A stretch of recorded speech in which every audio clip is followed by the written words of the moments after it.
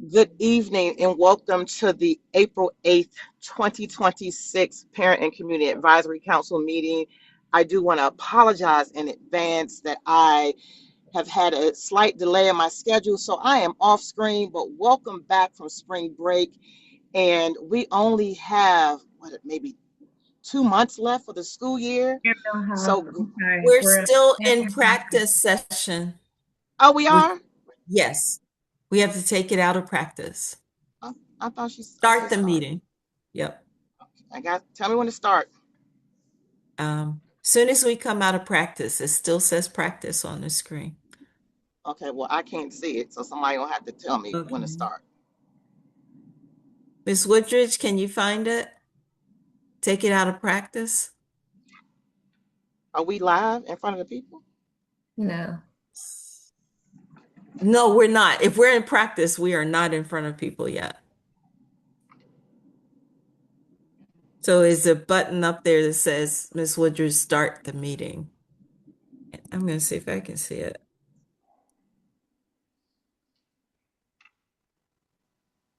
If anyone is a co-host with you, they can start it. It says the host has started the webinar. There we go. We've started now. All right. Good afternoon, good evening, everyone. My name is Dolores Millhouse. I'm the chair of the Parent and Community Advisory Council, and welcome to our April 8th, 2026 Parent and Community Advisory Council meeting. So I am excited to welcome us all back from a great spring break. I do apologize that I am not on screen, delayed schedule. So somewhere come back on. I'm excited to get started. At this time, Miss Lawrence, if you can do roll call.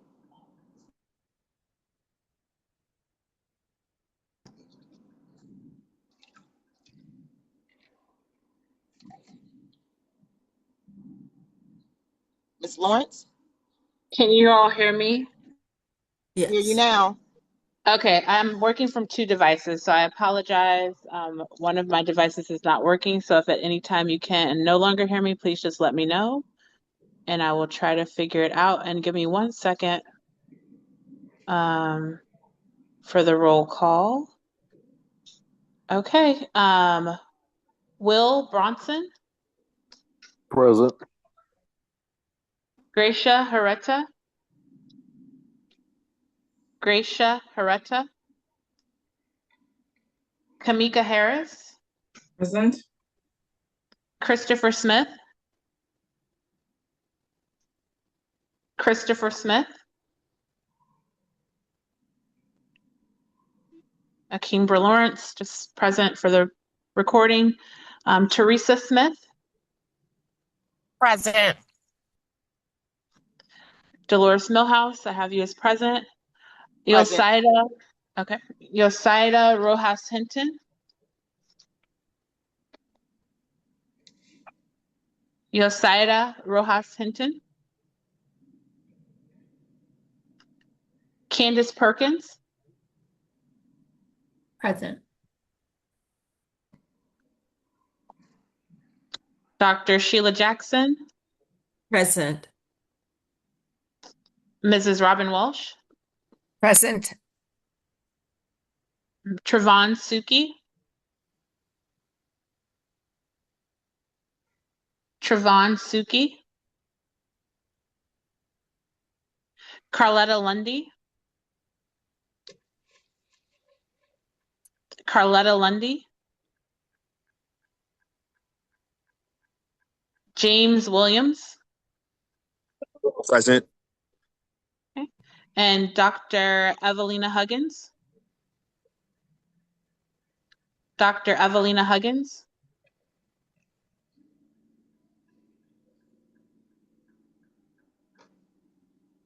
All right, so we have 6 not present. Chair, and I think we still have a quorum.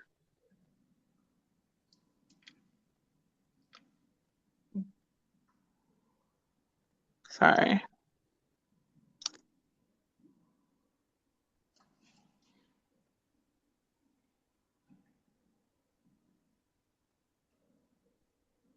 Yes, we have quorum. Can you all hear me? Yes. Okay. Thank you, Ms. Lawrence. And again, thank you, everyone. And at this time, what we'll do is move forward. I'm sorry. At this time, we'll move forward with the adoption of the agenda, the March 8th agenda.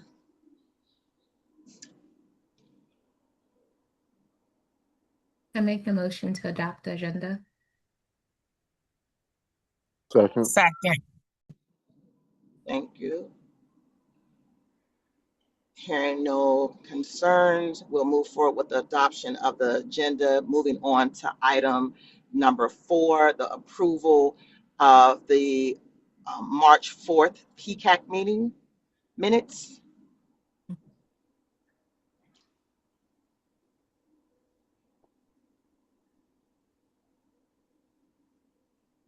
I move to adopt the minutes for March 4th.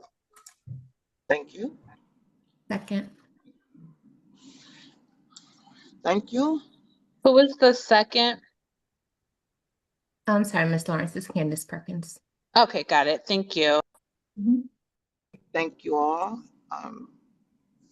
Hearing no concerns, we will move forward with the adoption of the March 4th, 2026 meeting minutes. We will now move into item number 5, the report of the PCAC committee chair. At this time, I don't have much to report out. We had a wonderful spring break. I will say that is Miss CJ here? Is board member CJ present?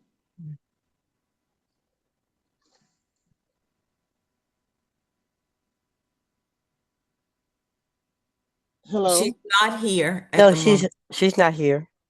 Okay. So I did want to give her some time to follow up for some questions that we had regarding, in the discussion at our last meeting. I do want to also share that there is, and Dr. Jackson, help me on this, the community school is having their, is it April 15th? It is on April 15th, all day on April 15th. April 15th. And I And need if to pull that anyone is flyer. available, so, Miss Dr. Jackson will talk more about it, but they are definitely looking for individuals to volunteer if you can to come out and support.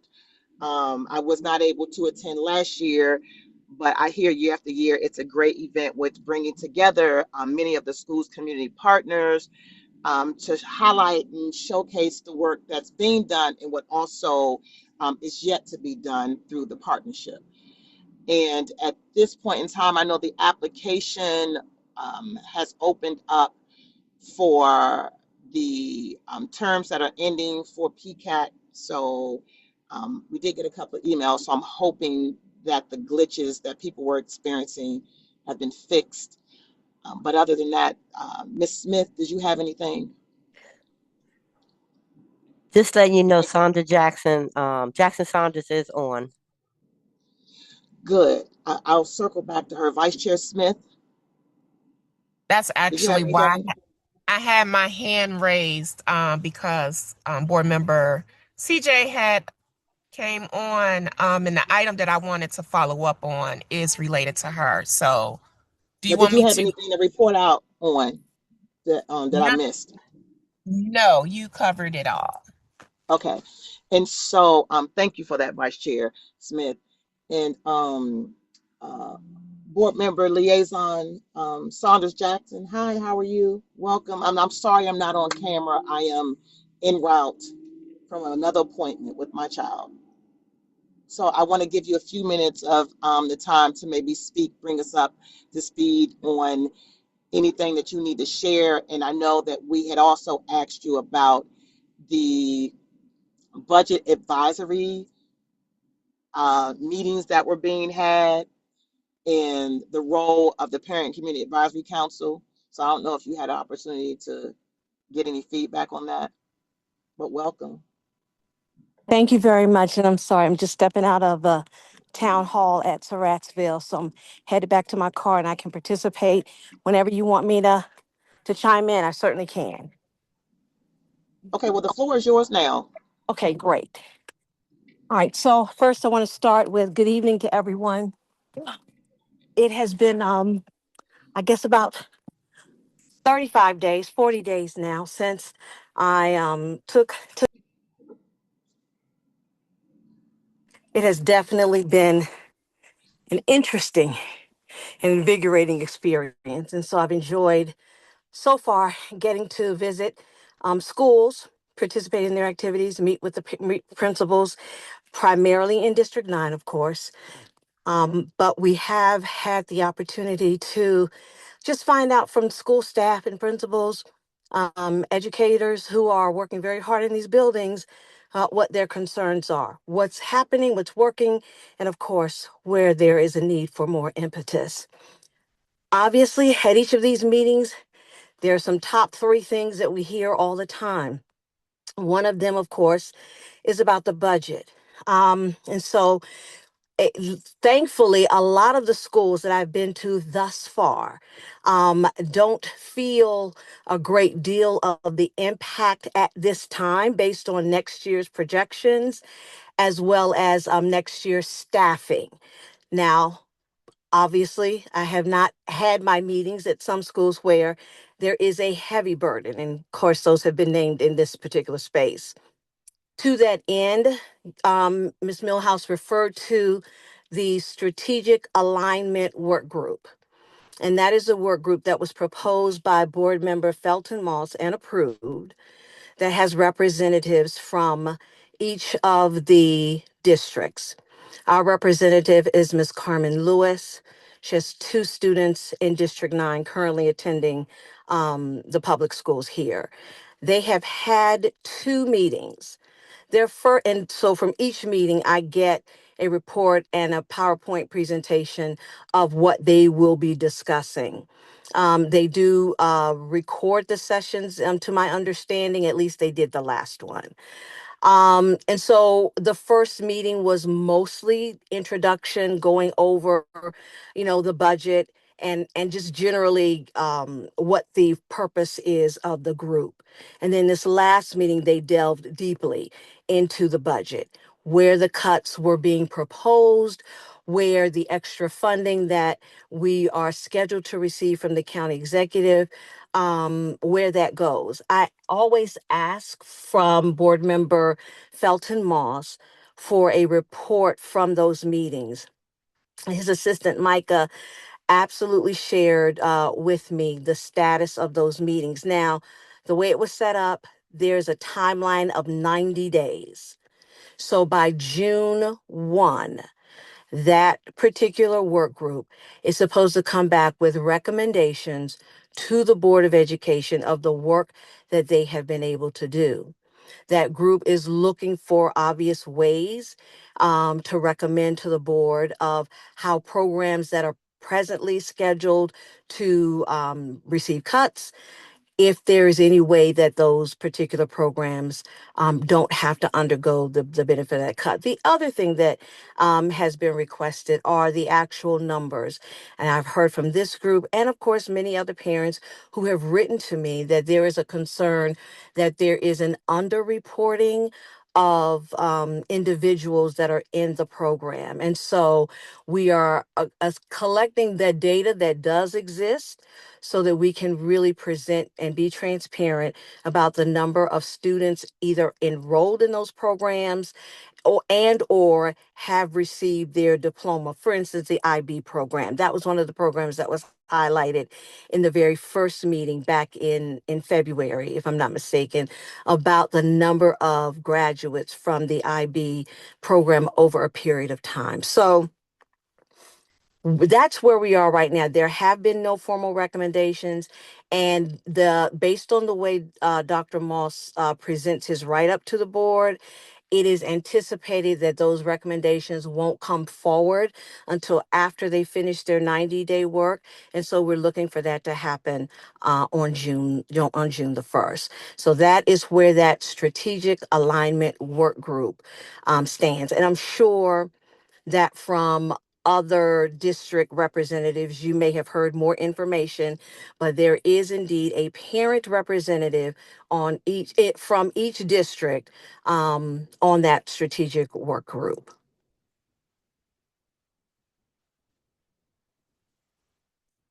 Madam Chair, I did see the hand, so I'm just going to stop right there for now. Yes. If Ms. Lawrence and Ms. Smith can manage whose hands are going up and select them, because I can't see the hands. Mr. Bronson? Good evening, everyone. I'm just simply reporting that I'm a member of the realignment work group, and it has been extremely productive thus far. The information presented has been outstanding. The organization of the group has been very efficient, and I'm looking forward to the breaking out into subcommittees, which is our next assignment coming up next week. So I just wanted to let this group know that I am participating on that realignment group as well. Thanks. Thank you, Mr. Bronson. And if I might, Madam Chair, Mr. Bronson, is there any additional information that you might want to add at this time that has, come out of the group that you are able to share? No, I think your summation was accurate. We have just been in a data gathering mode. We've heard some great presentations. I think the budget for me was the most salient and most meaningful thing that will need to continue to be digested, as indicated from a number of folks participating in that. But I think your summation was accurate. Thanks. Thank you, sir. Thank you. That's great to hear. One question that really quickly comes, and I don't even know if it's a question or a comment, but when you talk about data gathering mode, since the budget was already proposed and cuts were already made, I'm quite sure that data is very easily available because decisions should have been made based on data, reliable data. And that is what is probably most interesting to me, is that how does the public see that data where decisions were already made? For example, the 9 through 12 language immersion portion at Largo, you can't really talk about how successful the program is or is not when the program just started and it's in its second year. And so I would love to see the data that's being gathered, but that was already gathered in this decision-making process. So if I might, and then I know I'm sure Chief Collins wants to tag in at this point as well, let me say the gathering part is not on the school system's part, it's on my part. As most of you know, I just got to this table.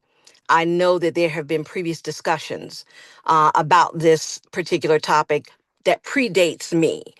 And so when we talk about numbers, I want to see the entire picture, and that's the information that I have asked for. So this is not about the school system gathering data. I too would suggest and believe that they have the information that I'm requesting, but that's why I'm requesting it from them, because many parents who write daily talk about that they have not seen the information that has been shared by the Board of Education. And so all I know to do is to receive those numbers and that information myself. And of course, that public information that should be public to all stakeholders will definitely happen in that manner. So be clear, gathering is on my part, not on the school No, I get system's that. part. No, Okay. I All right. that. I So didn't I want to have overstate. clarity. No, my comment. Is it just me or Yeah, okay? Chair Millhouse, you are going out. So Okay, just want to make sure. when you come back on, I'll let you hop back in. Vice Chair Smith, I saw your hand raised, and then Dr. Collins, we can go to you next after that. Because you're casting a vote on things, right? So you want to make sure that you have the Vice Chair information. Chair Millhouse, can you Yes. start over because you went out? You were gone for a good Can you 2 minutes. Can you hear me now? We can. Yeah, so I was saying that I appreciate what Board Member Liaison Jackson Saunders has shared as it relates to making sure that she can get up to speed in such a short period of time, because you do have to cast a vote that was very heavy in impacting, various programs that were cut. But my comment was also more to what Mr. Bronson mentioned, is that they are in a fact gathering mode, and the information should be readily available since the school system has already made decisions and made cuts based on those decisions. So the data, it shouldn't be a lot for you to have to gather information, right? You should act and they should be able to provide because they've made decisions, hopefully, that were data driven.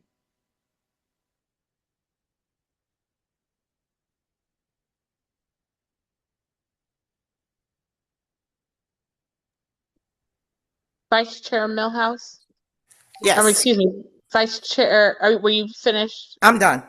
Okay, sorry. I meant Vice Chair Smith. No problem. Thank you. So I had 3 items, and one of them Chair Manhouse did touch on. I wanted to go back to, I guess, what started this conversation, and in its simplest form, is there an update on why PCAC was not invited? It's good to hear that there is at least one PCAC member there, but it doesn't sound like it's in the capacity of PCAC. So the first question is, why were we not invited? And how is, I guess, information sharing going to occur, since we're not at the table, but our capacity is to advise? So I would like to know if we can get some information about that. Then the second thing, since there is a representative from each district, can we get a list of who those individuals are? I don't even know who my person is for District 6, and how can I engage with that person? And then the last question was going to be, how can we see the data that's being gathered, especially if that group is breaking up into smaller work groups? What does that look like? Thanks. Dr. Collins, did you want to answer that, or should I defer to someone else? I know that you had your hand raised. I don't know if it was. Yeah, because my response was similar to I was going to piggyback on what Dr. Jackson Saunders had shared. So good evening, everyone. Here on behalf of Dr. Joseph and I for a short time, but just wanted to share something that we think will be helpful, because Dr. Jackson Saunders is only one person, and for her to be only in charge of sharing the information, we can support that. So what we will start to do is similar to what we did with the budget information, is the strategic planning, the strategic resource committee that Dr. Moss convened. We meet every other week at 7:00 on Mondays. And what we will begin to do is, starting next week, is send out a newsletter to the community to give them updates on what was discussed, share the resource. Even though the meetings are recorded, they both were recorded in their presentations, just sharing that information like we did with the budget info. So it'll go out to the school community as well as we did the legislators as well as the council. And that will be helpful to keep everyone up to speed. In terms of why PCAC was not invited, I don't have a response for that, but I know that Dr. Moss did do his due diligence to get a good sampling to ensure the group was manageable enough to do the work that Mr. Brunson talked about, to be able to get into small groups and really dig into the work. And then I mentioned how we can get information, and then a list of who's on the committee. Again, when the updates go out next week, that's something we can easily put into the update so people are aware of exactly who is on the committee. I don't think Dr. Jackson Saunders needs to do any follow-up for that. If you're okay with that, Dr. Saunders, we can include that in part of the update for the entire community. And the only other thing that I would add is Dr. Jackson Saunders is correct and Mr. Bronson is correct. Mr. Bronson is an active participant in the meeting, and so I've heard him represent really well. So if you have questions or concerns or things you want elevated, I definitely think that you can share that with him, myself, as well as Dr. Jackson Saunders to make sure the information is there. But having a small, intimate group, and when I say small, it's not like 5 people, it's still a large group. But it helps to just narrow the focus and get the work done. One of the things we talked about last week was the 90-day timeline, and if we need to consider extending it just because of the wealth of information. And there is data that was made for the decision. It's available.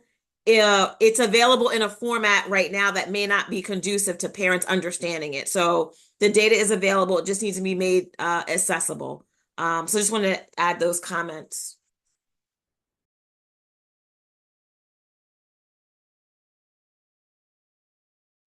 I'm done, Ms. Lawrence. Smith, was your hand up first, or Ms. Perkins? Ms. Perkins, go ahead. So, Ms. Vice Chair, I'll let Ms. Perkins speak first. Okay, thank you, Chair Mills. Miss Sands was up first, but that's fine. Dr. Collins, I just had a quick question. So in reference to, you said that you were going to send comms out. However that's disseminated, if it's linked, can we just make sure that the information continues to be linked to the original sources so that when parents go back to view the information, they can go back to where they know for it to be, because this will be the first comms coming out, maybe making sure that people are aware of where to go to click on the information to find the breadcrumb of information would be super helpful. And then, like I think Vice Chair Smith said, to have in the meeting notes a contact list with a link to their email or however that we can contact them, because Mr. Bronson is only one man. We like him, but he's only one person, and we have a multitude of representation of voices and concerns. Sure. And we probably, if in terms of sharing the members' email addresses, is that what you're asking for as well? No. Oh, okay. Right, whatever we need to do, but I have one more point to that. You mentioned extending the 90-day window, but when the board voted on this, I think it was in February, they agreed to a 90-day window. So is this something that would be an amendment that the board would have to go back to? And yeah, because it was voted on for 90 days. Yeah.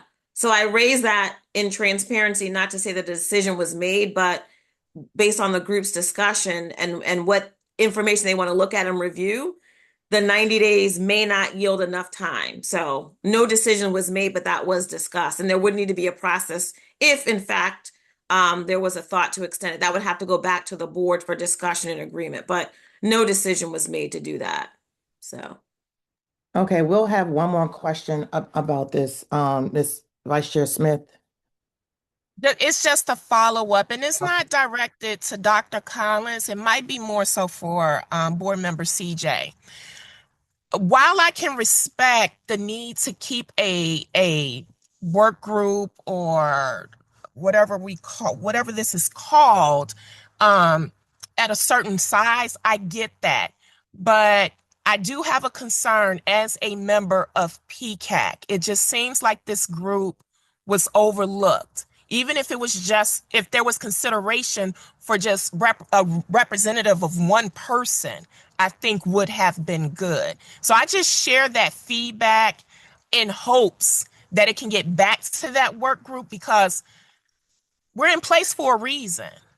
So that's all I have to say to that. I'll go on mute.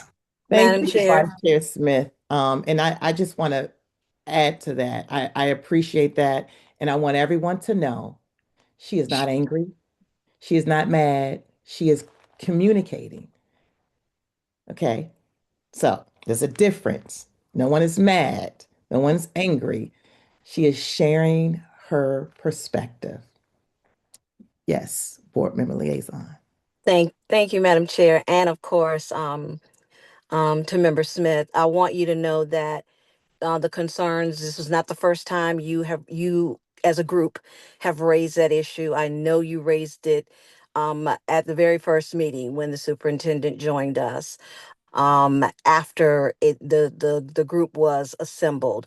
And so I will continue, obviously, to raise that as your liaison to this board, regarding your role, your advisory capacity, and of course, the concern about the lack of PCAC representation on this strategic work group. So yes, ma'am, I do hear you. They have heard you.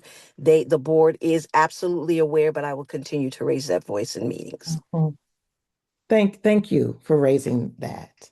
We don't want you to spend too much time on it. May fall on a lot of deaf ears. So, spend your time on something that's a little bit more productive. But we appreciate you for Yes, ma'am. advocating on our behalf. Yes, ma'am. We appreciate you.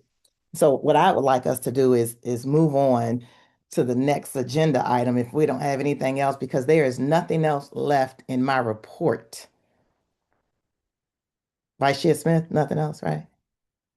So let's move on to the next agenda item. And I just got back into my office. So what item number are we on, Ms. Woodridge?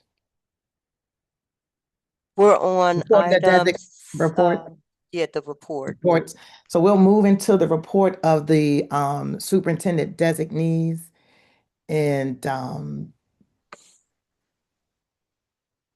yeah, item 6.1.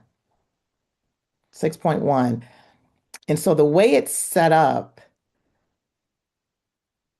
well, what I sent in is for the interim superintendent to speak. And Dr. Collins, you are here in his place, so you're not a designee. That would be Dr. Jackson and Ms. Welsh, but we are going to give you that time slot for item 6.1. Ms. Woodridge, right? Correct. Thank you. Thank you, Ms. Millhouse. I appreciate it. And I'm here with Dr. Jackson. Dr. Joseph is at a national school board association conference with the board members, so that's why he wasn't here. But it was important that one of us represent. So I appreciate you allowing me to support Dr. Jackson and Ms. Welsh to just give you some updates that we believe are really important. So for the short time that I have, I wanted to just make sure that this group in particular, to your point about being the voice of the community and making sure that you can advise. I'm going to drop a link in the chat. I'm not going to share my screen, but I'm going to see if I can. We don't have chat. Oh, you don't have chat. Okay, No. well, Dr. Jackson will share it with you. I wanted to make sure that everybody's aware of our new strategic plan that's being built, because there is information online. So I'll make sure Dr. Jackson has it to push it out to the group.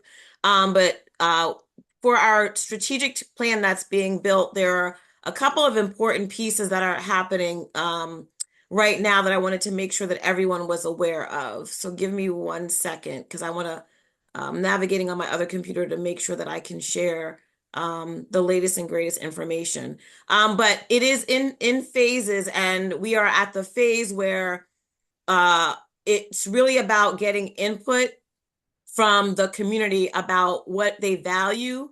If the strategic plan is moving in a direction that is giving voice to the work of our district. So, right now it's called Forward by Design, and it's really going to be a roadmap for the next 3 years. It's more about being just a document, right? We write plans to write plans and write plans, but it's really going to be our North Star guiding the work in our district. So overall, we want to make sure that it's clear that folks are aware that there are different phases. We're definitely trying to lay the foundation. It'll include the requirements from the state, such as the blueprint, right? We have to make sure that, just as any district, the work we're doing is aligned to the blueprint, which is the state expectation. So we are going to be held accountable to meeting those standards. So the blueprint has to be incorporated into our strategic plan, but it also needs to represent the context of Prince George's County Public Schools. And so that will be important. And so a lot of you spoke about data and the importance of data. So we have been analyzing data, publicly available data, the dashboards data that's been available to really help us determine where is it that we need to improve and what will be the metrics and key performance indicators we're going to be measuring. Where we are right now, talking not only to you all, but out and about in the community, getting input from staff.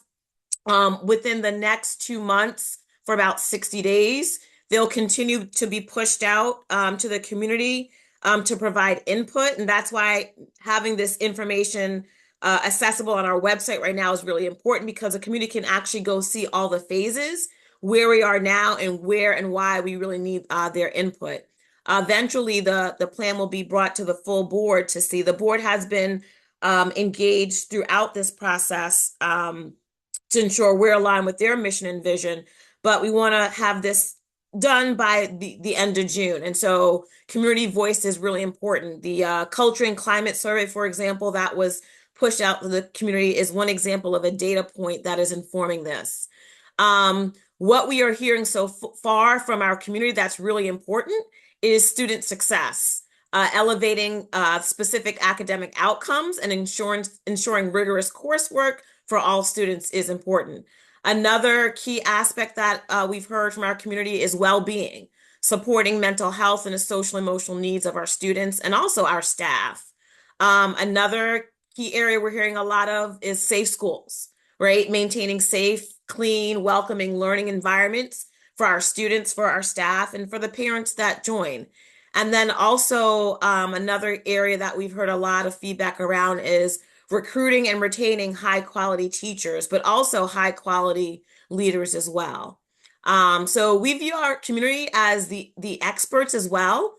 We do need to look at state policies and procedures as well, but this is a shared responsibility. Like we can't design a strategic plan that only our staff is responsible for implementing.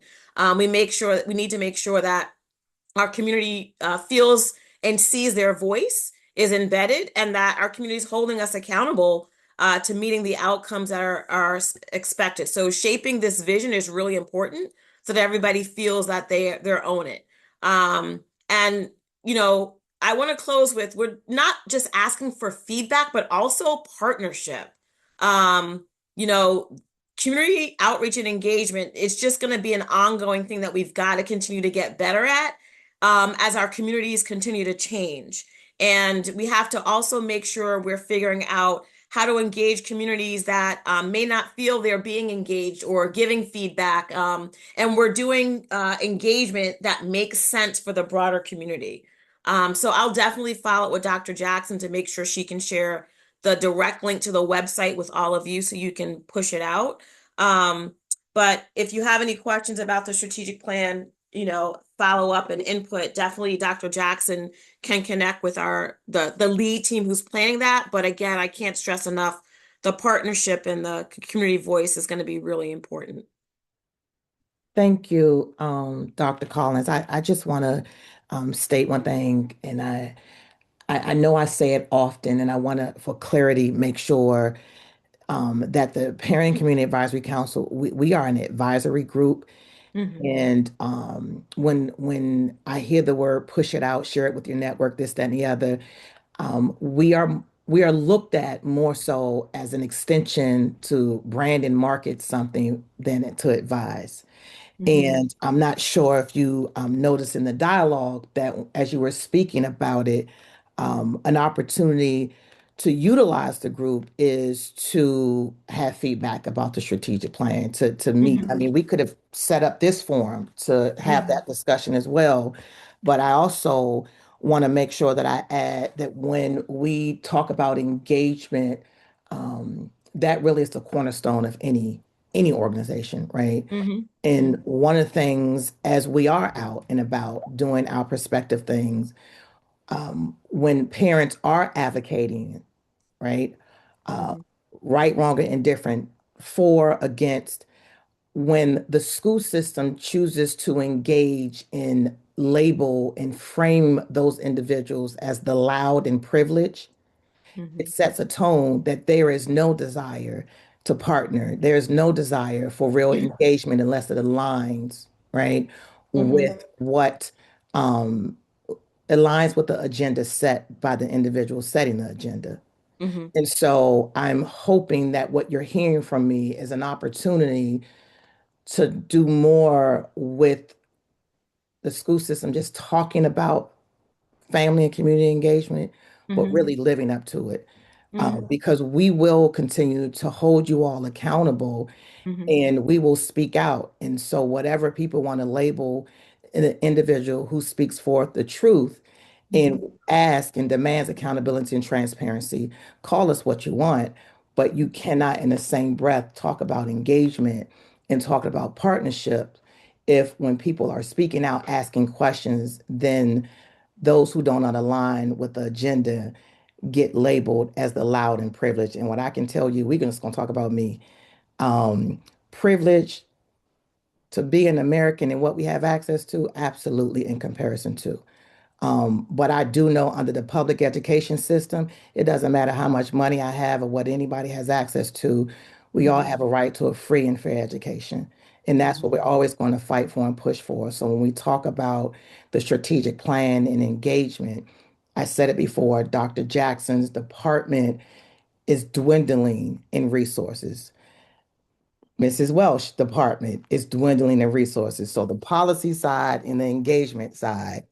And so I'm always wondering what a school system really believes in the areas where they are pulling many of the dollars from where we need it the most for the experts to push the engagement piece, to push the policy piece, who have the budgets that become smaller and smaller and smaller. So I hope that you can receive what I'm saying with an understanding of wanting to collaborate and partner, but the language that is used when parents do speak up and advocate and push for accountability and transparency, it is very important that those individuals are met with open arms, just as much as you all want us to meet you with open arms. But when they are labeled, and it's not something I'm making up, this is something that's been on record.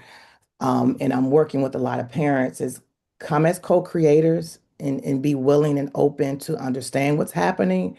Um, but when we talk about this strategic plan, it does take the entire group, right? The entire every stakeholder to really put something in place and move something forward. Yeah. So that received, and I actually that was going to be my follow-up question, because I know these are your meetings.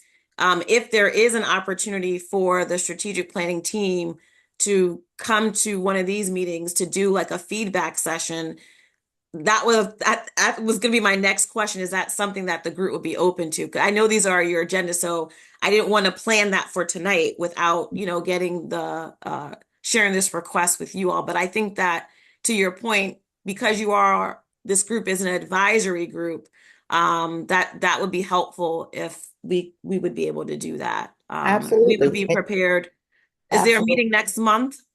Yes, there's a meeting in May, there's a meeting in June, Yeah. and we have been setting agendas because no one's been meeting with us for advisement. And so we've been Yeah. kind of, pulling in people, having them to present.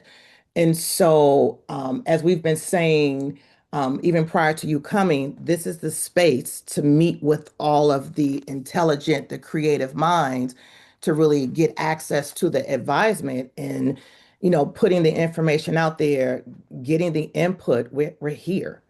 Yeah. And So so let's that's, try for May. yeah, If we can do that. Dr. Jackson can follow up to coordinate that as our liaison. But let's try for May. I mean, it won't take us any time to pull it together because it's something that's just a part of this. So yeah. I was And going you to all can ask have the that, so I'm whole glad you brought agenda. that up. You can have the whole agenda. We don't need a report out from me.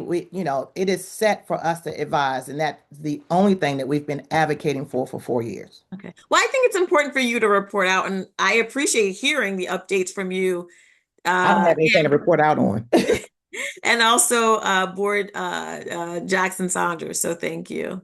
Yeah, but I mean, we're here. So absolutely. Miss Perkins, and we're going to move on after this, Miss Perkins. So go ahead. I'll be brief, Chairman House. Thank you. Dr. Collins, thank you so much for this update. I guess my question is, and I may have missed this, when was this sent out to the community? And then the questions that are asked, these are basic data that we've been asked as parents before. What is the intent of this first set of questions, and why does it take 60 days when we're nearing the end of the school year? I just want to make sure that the efforts that you all are developing are something that we can give you some real feedback for as the parent community, so that you can take it and develop things, because these questions are just basic questions that I'm sure you have the data set that's already been answered in another survey. Sure. So for the first questions, when was it pushed out? I'd have to go back to the team to see. We do have a timeline, and I don't have that up with me, so that's something I can have Dr. Jackson circle back. The second question, in terms of the question, so we actually are work with Hanover Research, who's a advisor on developing the strategic plan. So in determining the questions to ask, they are the consultants that help us form the questions. But during some of the focus groups, from what I've seen before, not only in this district but in other districts, you have the ability to just have a dialogue and move away from some of those questions, and really have a dialogue, and that's kind of the beauty of having sort of these advisory sessions and smaller meetings. I also know, I don't know the date, I think it was around in February.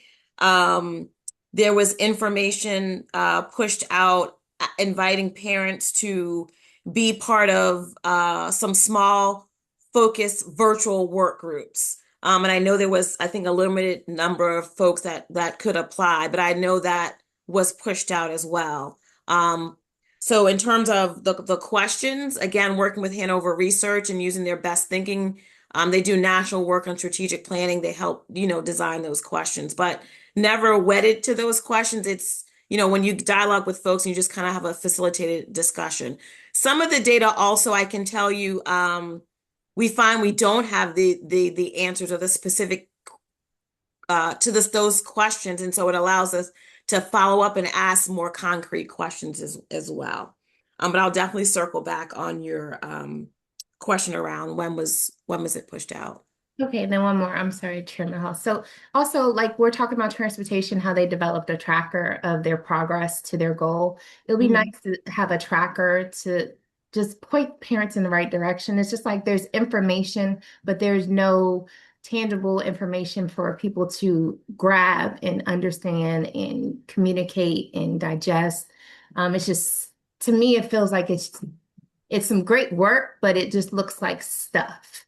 And I want to make sure that the work that you guys are doing makes sense to your stakeholders and that people understand how and where to go to look for progress. That's helpful. So, last question. I know we have to go and I have to go too. Ms. Perkins, my wonder is if you'd be willing to have a follow-up conversation with one of our directors, because the feedback you're giving is very specific and I want to make sure we hit that. So if you're open to that, I can reach out through Dr. Jackson to you separately to maybe just schedule a conversation so you can meet with Dr. Wethington, and you could help advise in that way, if that would be okay with you. Yeah, that's fine. Okay, thank you so much. Thank you, everyone. Thank you so much.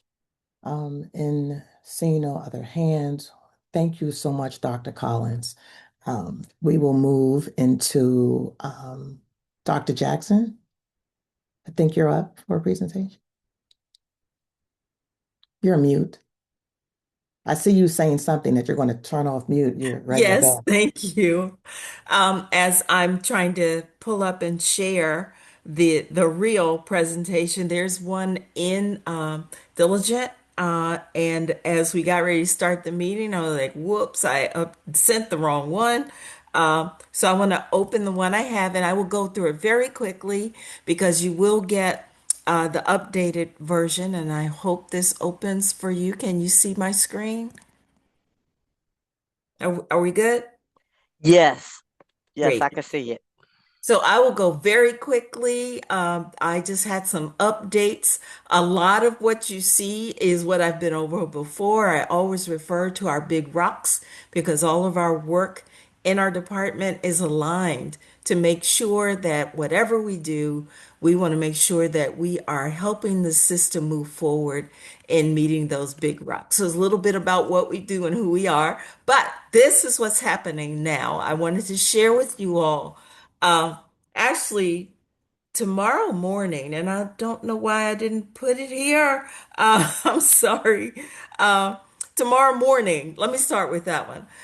We are celebrating the last of our library renovations that were done by the Heart of America, our partners. It will be a ribbon cutting at Frederick Douglass High School at 9 a.m. And any of you who are available, who would like to come, it would really be a great thing to see. If you haven't been to any of the 45 um, places that have been renovated by this partner, if you've been, you will be blown away. So the last one is tomorrow at the Frederick Douglass High School in District 9.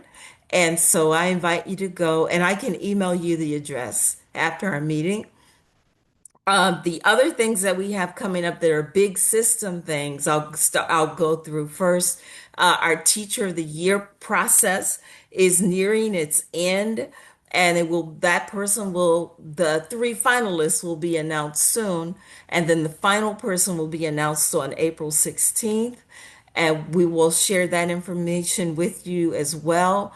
Because of our budget cuts, it'll be a small celebration. I will talk to the people in charge to see if I can send invitations out. I know at this point, it will be the three top finalists and their families and probably the schools that they're from, but I will let you all know so that you can, if you want to participate, you can.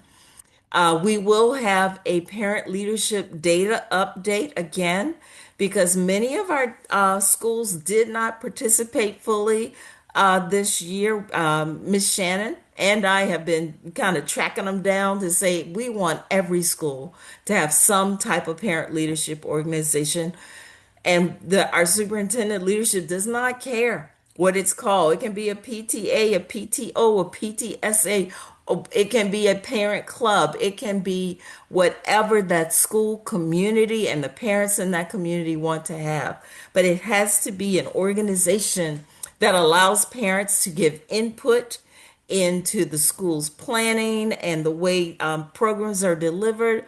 And so, again, Dr. Joseph has asked us to please go after them again. We know that some schools are having elections in the spring, so that we will follow up again. But the hope is that every school will have some type of parent leadership organization.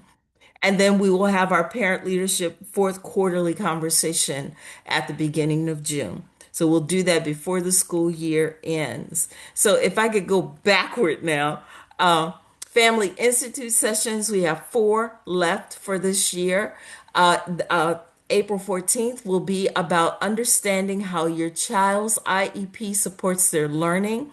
We have another set of specialists from the Department of Special Education that work closely with the IEP process to talk with parents about how they can use that information to work in partnership with the class teacher to really support their child's learning. And so there's strategies for families to have, as well as what's supposed to be happening to honor that child's IEP. As everyone knows, pre-K and kindergarten enrollment is happening right now. And then we are offering another session about kindergarten readiness so that we can make sure that all families understand what needs to be happening, how they can help their child be ready, to attend school pre-K or K in the fall. We have a session in May about trauma and resiliency. We know that our communities are being traumatized right now with many things, but one of the main things, of course, is the infiltration of ICE. We have families that are reacting to what's happening with the war that is going on, and all of that impacts children. Children bring that stress to school, and we'll be talking about what we can do, what can we do together as families and educators to really support our children. And then May 19th is getting ready for summer. We call it the no slide zone. We want children to really be engaged in learning over the summer. So we have our one of our instructional directors who will talk about some of the recommended practices that families can use to help their children avoid that summer slide. We also have structures within our department that we run. One is called Parent Cafes. It's a very, very innovative approach where these schools have selected to host an event and invite as many parents as possible to come in and talk about parenting. What is it that we as parents can do to help develop what we call protective factors around our children, whether it's helping them with their emotional, social, emotional learning, whether it's about helping them learn good manners or just how to be effective individuals. Those cafes have been happening and they have been incredible. Some of them have 60 parents a night, and we have people in tears because of the conversations that they get to have. Because a lot of times, parents, you know how we feel as parents, sometimes we feel like we are isolated.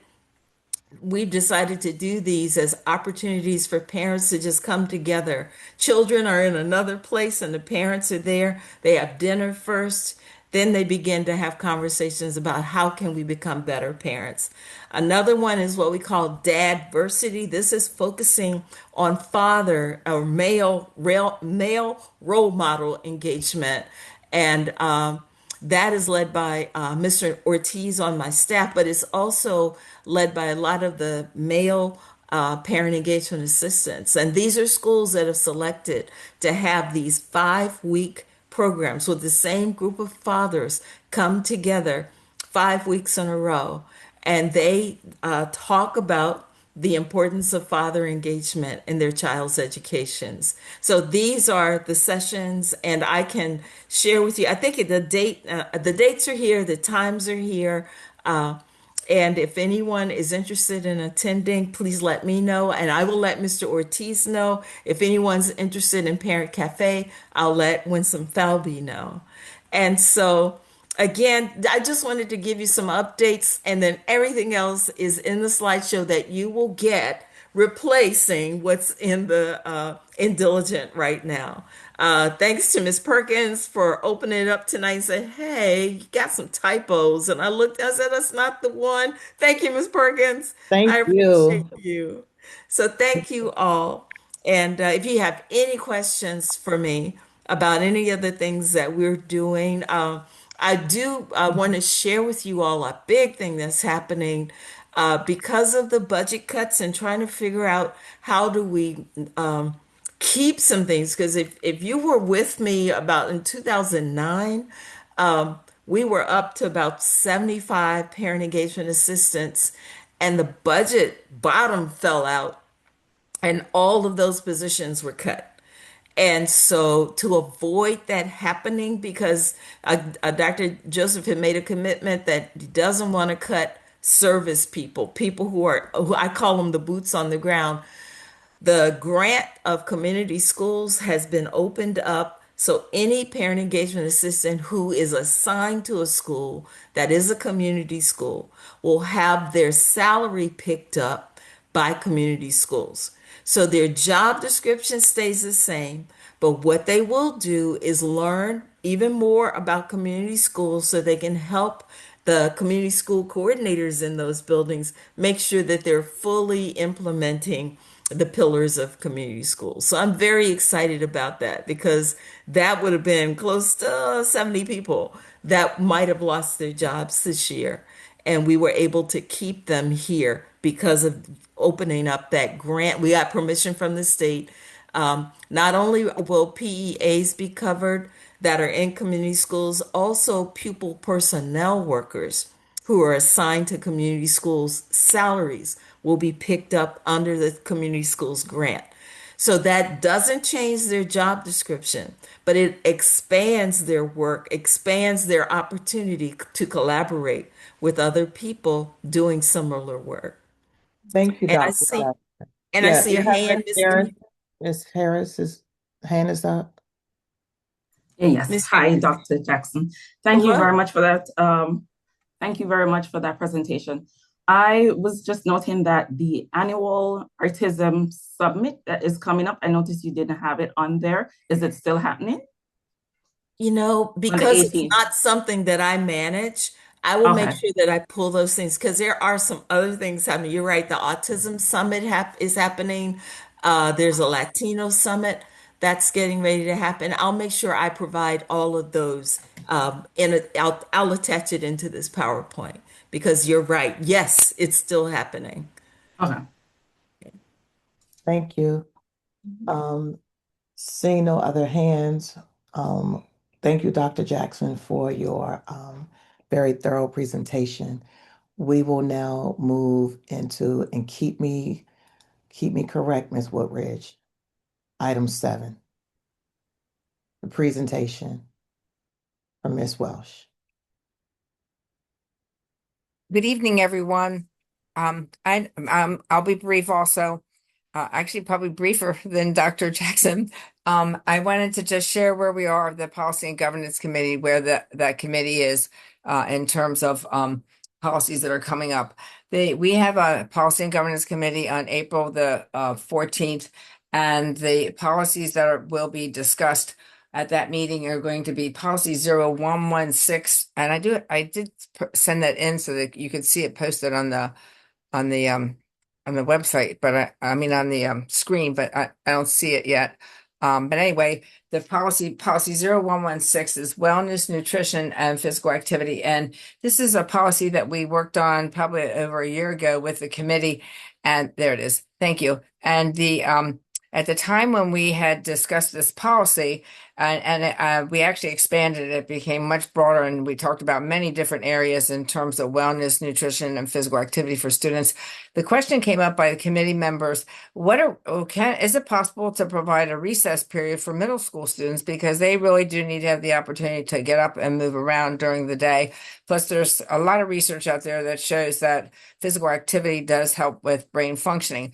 And so the problem is that Maryland State Department of Education actually prescribes pretty much in detail how many minutes you have to spend on each of the subject areas within the curriculum. And so that does eat up almost an entire day. So in the policy itself, there is a paragraph that talks about the fact that there would be a team that would come together, and they would actually research all of the evidence out there right now that goes to things that could be done within the school day for middle schoolers that would allow them to have movement during the day, whether it's throughout the day or even in teaching middle school students. So the combination of people from the academic division as well as school support division got together, and they have been working on the research, and they will be presenting at that meeting on next Tuesday in terms of what they found in their research. And hopefully we will end up with some additional language in the policy that will address how we can get middle school students to provide them the opportunity to move throughout the day to help them, they'll probably enjoy their day much more if they can move around a little bit during the day. So I think that's going to be quite interesting. And then we have certificates of recognition. That is going to be revised. That policy is an old policy. So mainly it's going to be on our formatting and everything, but it will be revised and discussed. And then 2 policies will be combined together, because generally they come up with, if you look at a board agenda, you'll see them both together under the consent agenda. And one is policy 3186, cost estimates and board resolutions, and then policy 9305, proclamations. So those 2 will be combined into one policy, and then we'll have a discussion about that policy. Additionally, right now, there's no policies out for public comment, but when the committee meets on Tuesday, April 14th, they will end up voting to send, hopefully they'll end up voting to send out for public comment policy 8302, which was originally policy 5115, and it is 7305, student appeals of disciplinary action. So when a student has been either suspended for more than 10 days or has been expelled, the student absolutely has a right to appeal that decision. And so this particular policy actually goes through in pretty much detail all the steps and the rules for the appeal and what the Board of Education must do as they're going through that appeal process, and what rights the student and the parent has as they go through this appeal. So you look for it, because I'm pretty sure they'll vote to send it out for public comment, and it'll probably be out then sometime next week, and it'll be sitting out there for at least 2 weeks to get everyone's comments. And then the only other thing I wanted to say in terms of policies is that on March 26th, right before the break, the board did enact 2 new board policies. One is a number hasn't been assigned yet, but it will be probably, I'm not sure if it'll be in the 5,000s or the 000s, but it's the policy is interacting with immigration enforcement agents. And that is that by law, we were required to put together a policy, the state, from a bill that was passed last year. And the Attorney General for the state actually put together a model policy. And so all the school systems were required to use the model policy. We did add some extra things to the policy, so it's more expansive than what was in the Attorney General's policy. And we have received tremendous amount of feedback, especially from the CASA group. And we did really listen to what they had to provide, and so made definite changes to the policy. So the board did enact this policy on March 26th. And then the other policy, which actually goes into a tremendous amount of detail also, is policy 0126, which has to do with student safety, prevention of child sexual abuse, and reporting suspected child abuse and neglect. And it's pretty specific in terms of what needs to happen to ensure we keep the students safe in the school setting.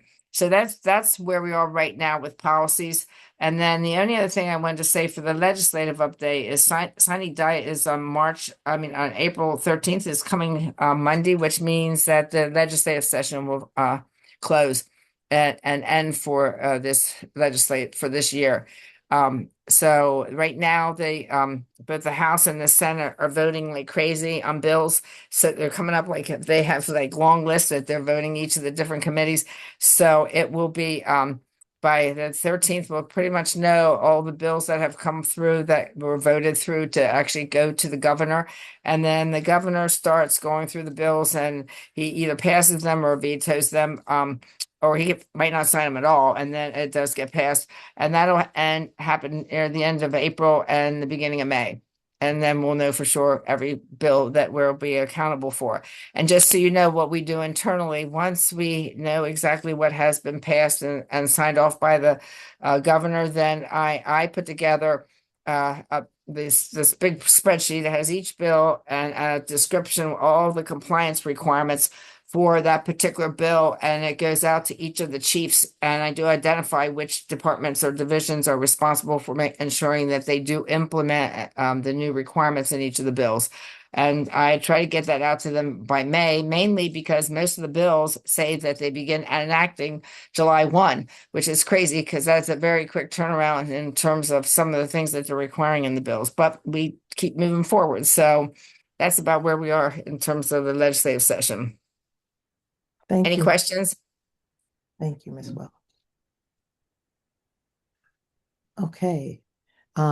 Hearing no questions or seeing no questions, Ms. Welch, as always, thank you for providing so much information that's always very helpful to keep us on target with the laws that govern what we do. And so at this time, I do want to make one quick announcement. We will be having our PCAC elections in May. So stay tuned for an email that will be coming out. So the positions that will be available are chair, vice chair, and recording secretary. Dr. Jackson, before we close out and move to ending the meeting, you have your hand up. I do, Mrs. Millhouse. One of the things you asked at the very beginning of the meeting is about the Community School Symposium. And that is going to be on April 15th at Friendly High School in Fort Washington, Maryland, from 9 a.m. to 3 p.m. I will put this information in the slideshow that I will send back tonight to replace the others. And I'm also looking up those other things. Thank you, Ms. Harris, for asking me about the Autism Summit. I know we have a Latino Summit coming up very soon too. So anything else like that, I'll make sure you get that. Thank you so much, Dr. Jackson. Always a wealth of information. Thank you so much. Ms. Perkins, yes, your hand is I'll up. be brief. One thing. Okay. Dr. Jackson, is that the event that you said that you needed volunteers for? No, that would be the community school, which is the April the 15th. We need volunteers for that.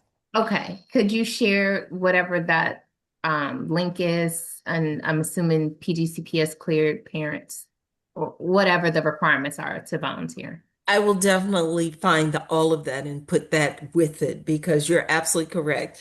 Dr. Williams Horton did ask for volunteers. So I could put that in and what areas they need volunteers in.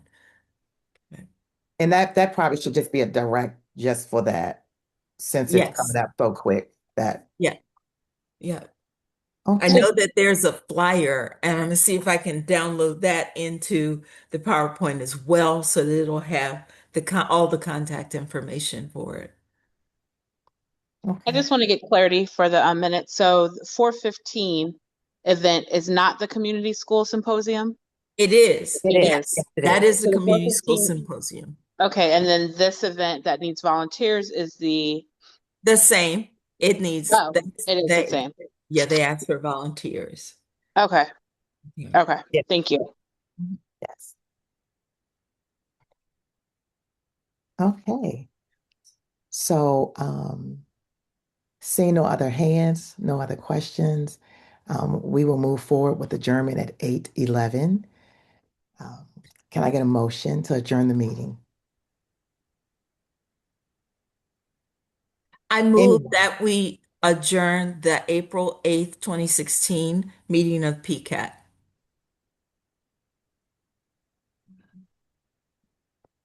I second. Thank you. Hearing no one opposed to that, you all have a great evening. We will be adjourning now. Thank you so much. Have a great one. Thank you.